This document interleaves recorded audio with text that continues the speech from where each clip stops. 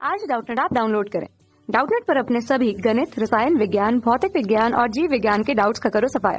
बस प्रश्न की फोटो खींचो, एक ही प्रश्न को क्रॉप करो और तुरंत वीडियो सोल्यूशन पाओ।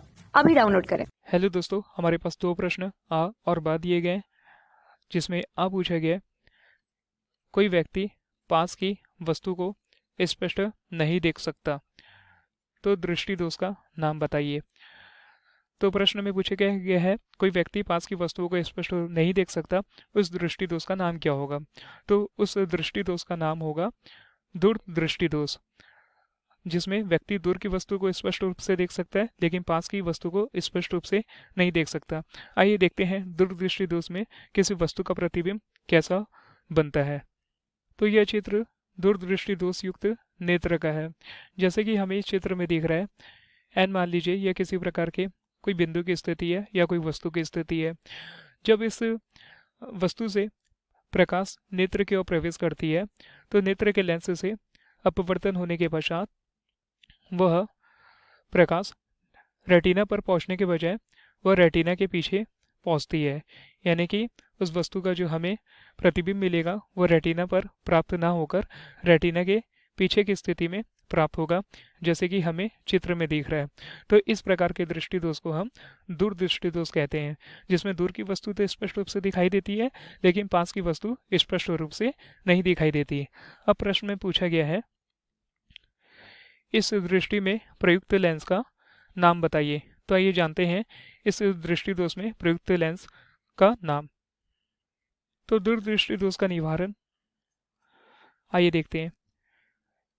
इस दोष को उपयुक्त क्षमता के उत्तल लेंस का इस्तेमाल करके संशोधित किया जाता है। अब हमारा दूसरा प्रश्न पूछा गया है, टिंडल प्रभाव को संक्षिप्त में समझाइए। आइए हम देखते हैं टिंडल प्रभाव होता क्या है।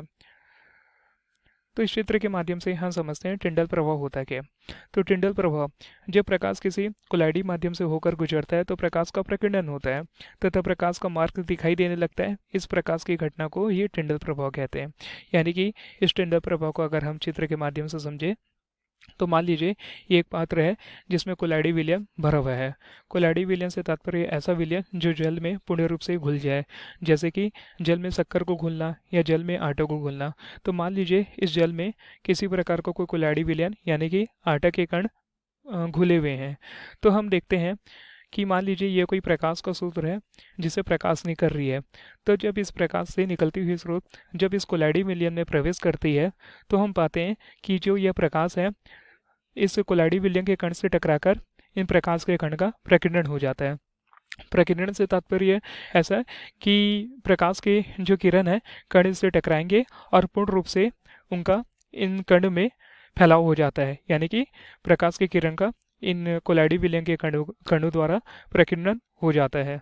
तो इसके कारण पानी में घुले सफ़ेद आटे के गिलास का रंग हमें नीला दिखाई देता है, क्योंकि हम जानते हैं कि नीला रंग जो होता है उसका प्रकीर्णन लाल रंग की अपेक्षा अधिक होता है, यानी कि नीला रंग का जो फैलाव होता है वह लाल रंग की अपेक्षा अधिक होता है। तो ये आटा का रंग नीला हमें दिखाई देता है क्योंकि नीला रंग का प्रकीर्णन अत्यधिक होता है इन आटों के कणों में। तो इसी प्रकार के प्रभाव को हम टिंडल प्रभाव कहते हैं। धन्यवाद। कक्षा 6 से 12वीं से लेकर नीट, IIT, JEE वो एडवांस के लेवल तक 1 करोड़ से ज्यादा छात्रों का भरोसा। आज ही डाउनलोड करें डाउटनेट ऐप या व्हाट्सएप करें अपने सारे डाउट्स 8400 400 400 पर।